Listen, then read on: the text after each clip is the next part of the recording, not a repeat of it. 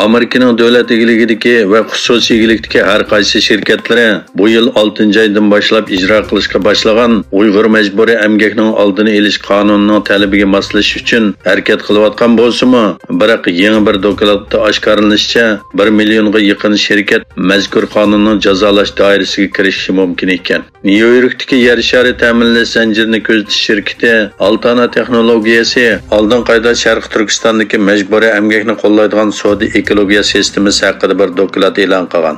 Dokladda aytilishicha, bu shirkatlar 600 ga yaqin o'xshamagan tarmoq sohada millionlagan savdo munosabat sistemasi qurib chiqqan.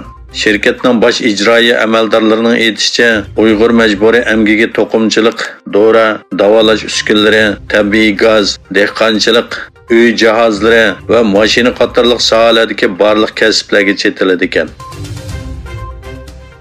Xitoyning atalmış virusni nolga tushirish bahonasi bilan Sharq Turkistonda ijro qilayotgan oshkor qirg'inchilik qilish jinoyatiga qarshi 12-sentabr Xitoyning Istanbulda turishliq bosh konsulxonasi oldida keng ko'lamli namoyish o'tkazildi.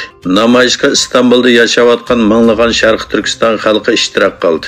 Xitoy konsulxonasi oldidagi namoyish oxirlashgandan keyin Turkiyaning Shishilda turishliq Birlashgan Davlatlar Tashkiloti Kishilik huquq komiteti ishxonasiga Sharq Turkiston xalqining navbatdagi ahvoli, Xitoyning Sharq Turkiston xalqini qirg'in qilgan isbotlar yozilgan maktub sunildi.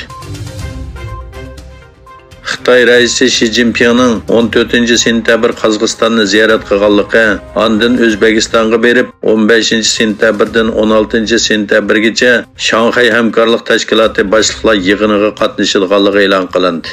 Egilinishcha, bu Xitoy virusi yuqumining dastlabki oylaridan boshlab chet elga chiqib boqmagan Xining 3 yildan keyin tunji qitim chet ellarni ziyorat qilishi ekan. Xi Jinping oxirgi qitim 2020-yil 1-oyda Bermida rasmiy ziyoratda bo'lgan.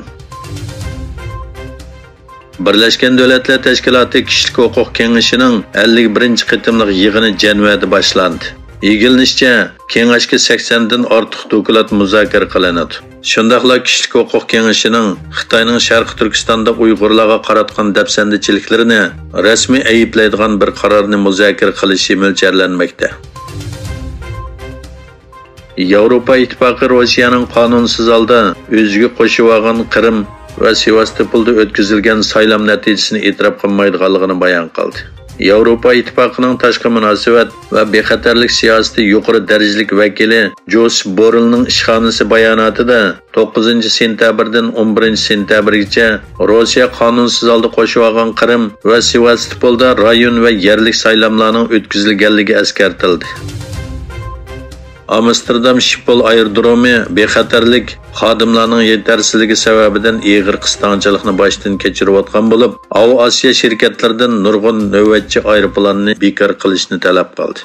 Amsterdam Schiphol aerodromi bexatarlik xodimlarining yetishmasligi sababidan ig'ir qistonchilikni boshdan kechirayotgan bo'lib, Osiyo shirkatlaridan nurg'un navbatchi aeroplanni bekor qilishni talab qildi. Aerodrom mas'ullari yo'lovchilarning uzun vaqt saqlashiga qaramay, uchish kechiktirilgan yoki amaldan qoldirilgan ahvol ostida tayyorlik qilishni talab qildi.